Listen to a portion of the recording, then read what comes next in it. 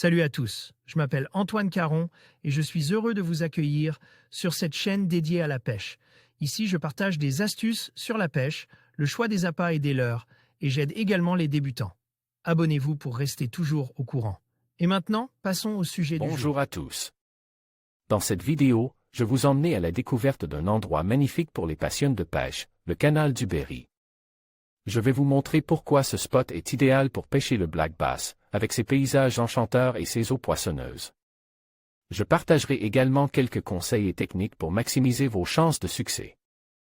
Alors, préparez vos cannes à pêche et suivez-moi dans cette aventure au cœur de la nature. Le canal du Berry. Le canal du Berry est un canal situé en France.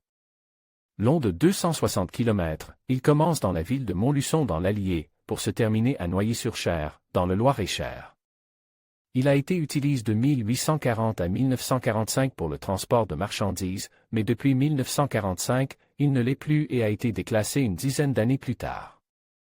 Une de ses particularités est qu'il est de petit gabarit, et les dimensions des péniches qui y circulaient ne pouvaient pas dépasser les dimensions de 27,50 x 2,60 mètres. Il reste tout de même de nombreux vestiges de cette époque, avec des barrages et des écluses, qui ne sont pas totalement abandonnés. Car sur certaines sections, des associations les ont remis en service. Ce canal est très facile d'accès, et en règle générale, les deux berges sont accessibles, car elles sont situées sur le domaine public. On peut ainsi s'y rendre sans souci pour le pêcher, il suffit simplement de s'arrêter dans un des villages qui le longent. La pêche sur le canal. En ce qui concerne la pêche sur le canal du Berry, l'espèce pour laquelle il est connu et il est intéressant de s'y rendre est sa population de black bass. Elle-ci est très bien acclimatée depuis de nombreuses années. On y retrouve également des chevennes, des brochets et des perches. Le canal, au fil de l'été, devient assez vite chargé en végétation aquatique.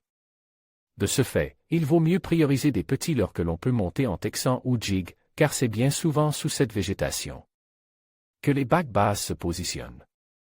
Ainsi, les grenouilles, les créatures et les worms sont ce qui est le plus adapté à l'endroit. Du fait de sa très faible largeur, la pêche se fait surtout sur les côtes et non droit devant soi. De même, pour éviter d'être repéré par les poissons, il vaut mieux rester en retrait de la berge et faire preuve de discrétion.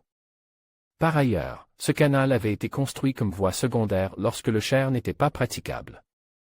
De ce fait, il longe le Cher sur toute sa longueur et ainsi, même si le canal n'est pas productif, c'est facile d'aller faire un tour sur le Cher, voir si les brochets, les silures ou les perches qui le peuplent sont plus coopératifs.